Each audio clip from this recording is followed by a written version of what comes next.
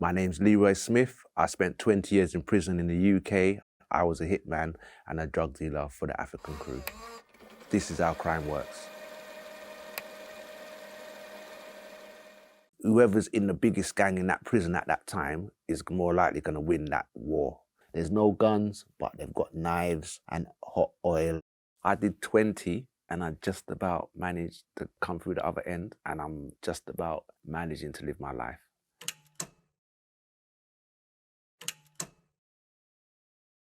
I was in Belmarsh from 1995. I got my sentence. When walking into Belmarsh prison for the first time, I went straight into the unit. That's a prison inside the prison of Belmarsh. It feels very claustrophobic, keys knocking everywhere and clanging doors. Everything's electric and there's cameras everywhere, so you feel spied upon. I was in high security estate as one person, and I would defend my own self and do what was right for me. When I joined with the African crew, I had a team of people to think about instead of just me. The African crew got that name because most of the people in the crew were African. And I met them in Belmarsh, and we come from the same area of South London. Out in the streets, there was a full-blown gang doing what they do. So drugs and firearms. They had money and resources, so it was more comfortable for me to be around them also. No recruitment initiation process.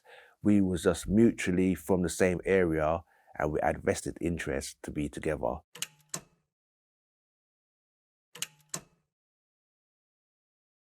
I've been stabbed in my neck, I've been cut before. I've been in the segregation on numerous occasions for stabbings and violent assaults on other inmates. I feel like I just did just enough to survive. And when you're scared and you want to survive, you can do a lot of stuff. And now I'm polite and civil, but I've got a confident energy inside me where I don't think you can just take my soul that easy. No one could just come and take my life. Violence in dispersal prison is totally different from violence anywhere else. It's clinical and thought out and planned. People will sit down and plan things and make sure that it works in their favor when they go to execute it. That's why most people, they make sure they wedge their door so no one can't come in the morning, and then they get up, put on their trainers, and they're up and ready when the door opens. I've seen inmates knock out staff, like 2-3 staff in one go, and another staff's grabbing onto the bars to stop himself being dragged into the cell, screaming, staff, staff, with his life depending on it. The weapons used in prison fights, when I was in prison, were a piece of metal shaved into a spike with a wooden handle on the end, or oil, what they used to sell to cook food. So you got people who ain't got money, and they might make knives and sell it to other people. So you know you can go to that person and get a knife and pay them for it. Or you might have like 2 or 3 knives between 5 people, and everybody knows where it is to go and get it. CCTV is just on the landing. It's not in your cell. So anything in your cell, in the showers, is private. The searches are random, and DST, dedicated search team, come and they've got dogs and they sniff around and look around for things. But it's like trying to find a needle in a haystack. You can have one person who will keep it on their person while someone else is getting searched. So everyone's working with each other for a common goal of keeping weapons in their possession. People have been kidnapped inside prisons and inside dispersal, but it's mostly like 2 people want to go to the block or want something from the governors and they ain't getting it, and then they'll keep him in the cell. Or someone's got a parcel and they ain't got no gang around them or no power, and rob them and then gone to the seg after. That's the way it would happen.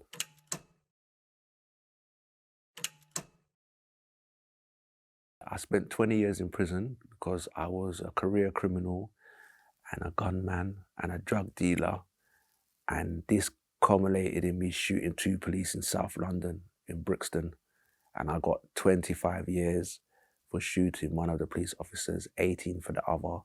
14 years for armed robbery on a jeweller's, 5 years for unlawful shooting, and 2 years for escaping from prison. I was on remand in Leicester prison, and I escaped from the prison when I was on escort to Brixton, so I became wanted. And then I went to Jamaica, started importing drugs, and I came back over and was on my way to collect some money from someone in Brixton and got stopped by police. I had a firearm on me and drugs, so I tried to make good my escape, and in the process, the 2 police officers got shot. I was just determined I weren't going to prison, and I just rolled the dice. It happened in a split second, and I made good my escape. I escaped from them and went to America and was eventually arrested by an FBI SWAT team a year later. Yeah, I've got lots of regrets because I wasted my life sitting in that cell, and I could have been like the rest of my brothers with my own house and a family. And now I've just got a big void because a big chunk of my life's just gone.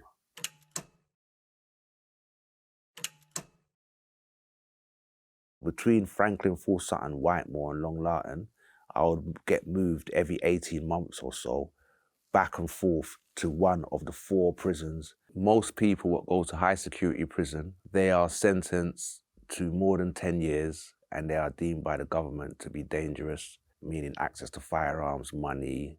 This small niche of people, they're all put into a tight, small situation where you will not be going anywhere apart from these 4 prisons. So it is easy for a gang member in one prison to make a hit on another person in another prison because everybody knows each other after 5 years of being inside that system.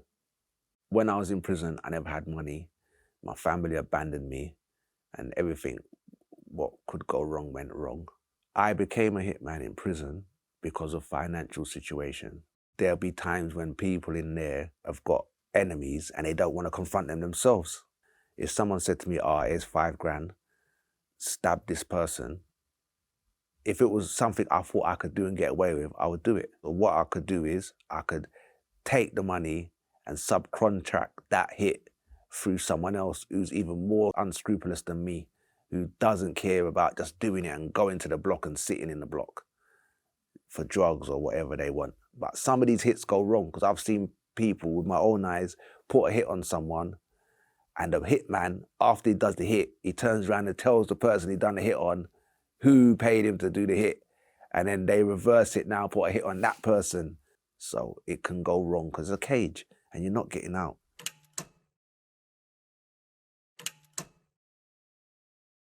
Contraband kept the prison running, kept people high or stoned, and makes the time fly, and it generates money for people and power and influence. Chris Grayling is an MP in the United Kingdom who decided to take away tobacco and books from prisoners in the prison system. This has had a detrimental effect on the prison system and has now made tobacco an illicit substance of great value. So a packet of tobacco, which was worth £12 in the canteen, is now worth £1,000 to an inmate who has it in his possession. Now it's spice. This is a chemical, a drug. It's supposed to make you high. They spray it on paper and they smoke it. When I was in prison, it was cannabis and heroin and alcohol was the main intoxicants. All of them prisons, I've got spice in there, destroying the prisoners right now as we speak. When I was in prison and I was getting drugs to sell or to smoke, I sold cannabis in my little circle, and I took cannabis and I took Class A drugs as well in prison. I've had a phone in prison. Someone bought it up for me on a visit, and I just literally had sellotape wrapped around it, and I just literally cheeked it, i.e. I'd put it in the crease of my anus and brought it back into the prison. And when I got past the first sets of searches, I just took it and put it in my pocket and walked back to the wing. And then I had it for like a few months, and then I sold it and bought a Rolex because it's valuable. A phone's worth like from £1,500 to £5,000. So in each cell it's got a vent system, but people mostly talk through that. Category B prisons, these are prisons what are mostly in the city, and the person controlling the drone, if he knows how to fly it properly, can bring it right up to the person's cell window with the contraband on a string, and then the person can just literally hook it in from the cell window, and that's it. It's hard for them to really stop it from happening, because obviously a drone can be up in the air and deliver and be back down within 20 minutes. And it's circumventing all of the systems because it's going direct to the source. The government spent £100 million on stopping contraband coming in a prison. I just simply don't believe that. And I don't understand where that money went if they did spend it. And if they paid me even 10 million, I would stop it better than what they've stopped it.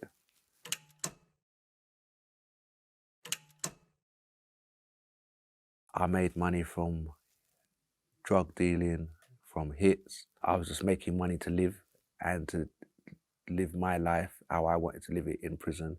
Buy clothes, buy a watch, and have food to eat every night and cook food, which is expensive. But I couldn't put a figure on it, but I made money in prison. And I've had times when people, like I've gone to Belmarsh and just from covering for someone and protecting them, they've given me £5,000, literally in cash, dropped it off at someone's house, literally. In dispersal, everybody is sitting there for the next 10, 20 years. If you've got some weed, they will just get someone to send the money or drop it off at someone's house outside, and it's done, because you're all living together and no one's going anywhere. The average week you might generate a few £100 at least, enough to facilitate your situation and survive without needing anybody outside to sponsor you or pay for your living, your standard of living.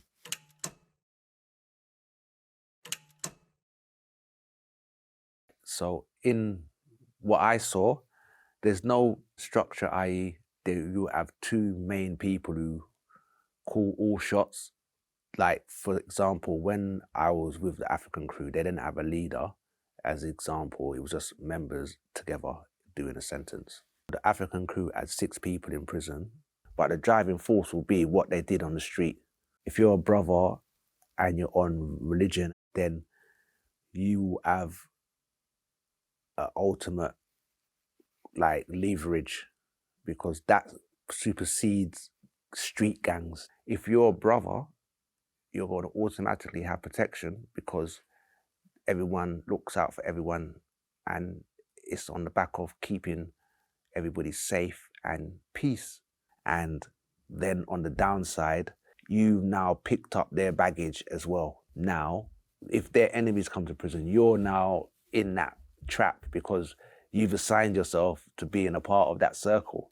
If you come to prison and you're not in a gang and you're not religious, it'll be a bit hard for you. And you might be able to get by and be as quiet as a mouse, but one day something might happen somewhere along the line. It could be something very simple, like you could go in the shower and forget to have on boxer shorts, or you might go in the kitchen and lean over someone's food. And if you want to fight back now, that's how you become into politics in prison, and then it starts and never ends. Religion is nothing to do with street gangs. People come to prison and get religious because it suits them to find inner peace and to live out their sentence without problems. That is the dynamics behind it. I am a Muslim.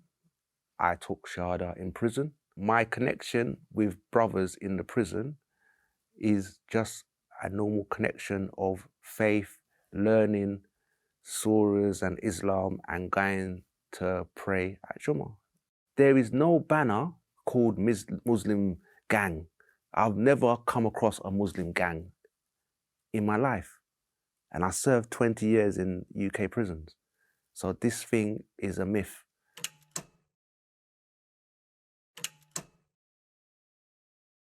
The African crew's main rivals were some other guys from South London. Most of them was from Jamaican background, so they're English with Jamaican parents. They had like a 10-year war together. It's all resolved now, thank God. and been put to bed, but it was very serious and people have died on both sides. There's no loyalty amongst thieves, so you're in a prison, so you know your allies can be whoever at any different time. So you might be in one prison with a set of people and you're cool with them people, but when you move, another set will come, it rotates and it can change, basically. The African crew was connected to Turkish people because obviously they was getting their funding from selling drugs. And when I did meet Turkish people in prison, which what society calls Turkish mafia, they was in there for loads of heroin, but most of them have gone back to Turkey now. The IRA is an Irish Republican army, yeah, and they were in the high security estate, and they was very respected inside that system. I was in Belmarsh with some of them on remand, and then we went to Full Sutton. They've got a structure, but their structure is in Ireland, and they are taking orders. They're soldiers. They don't get involved in prison beef, but they will back principled arguments. So they will push back against the governor because their words respected.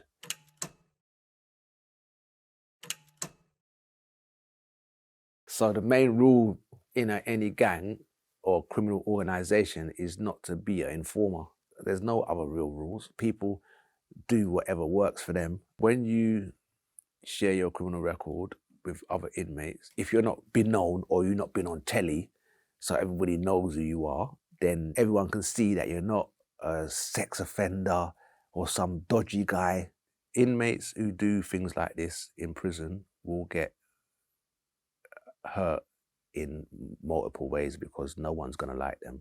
I've had like scenarios where once in Full Sutton, this guy was in there and he was in there for rape and a murder. But when it come to light, the staff took him off the wing before we could find out. And then it was in the newspaper, but he was gone.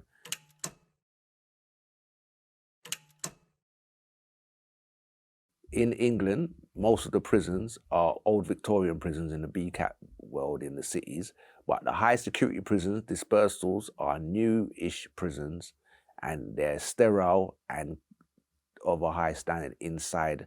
Each cell's a single cell and it's got a bed, locker, it's freshly painted. In the UK, you have category A, which is the highest is triple cat A, and that is when you're in the unit on your own with no open visits and the helicopter and security to take you from location to court. After that, you've got category B. Most people that go to prison are either a B cat or under. And then you've got C cat, and then you've got D cat, which is open prisons. That's the prison system in the UK. If I could change things now, I'd get Spice out of the prison and I'd give them an opportunity for education or a job where they can get a wage, what is a real wage, so that they save some of it in their account for when they get released.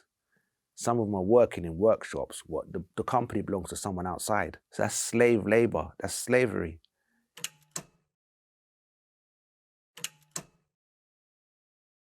I was lucky enough to be around someone, and my partner, when I was released, she was like a lawyer and someone, a professional person, and she inspired me to write a book. So I wrote, the book took a year to write, it's called Out of the Box. And then this led to me being able to do public speaking in schools and talk to young people so they know not to waste their time going down this road of pain and misery. To be honest, I feel more guilty for the policeman what I shot because he's forgiven me. He's read my book and then reached out to me, and then we met in the train station and I got to apologize to him face to face. And then he wrote his part of the story and he added it to the book. So it's like really humbling that someone could forgive you for such a serious thing. That was an emotional situation. And I was grateful to him, and we've been communicating ever since. And that's since 2016 till now. We do talk some podcasts together. So we meet up on those occasions, and I've got his WhatsApp so we could communicate. I've learned that life's a cycle and you was born with nothing and you're going to leave with nothing. And if you do good deeds are more likely to come back to you. And if you do negative things are definitely going to come back to you.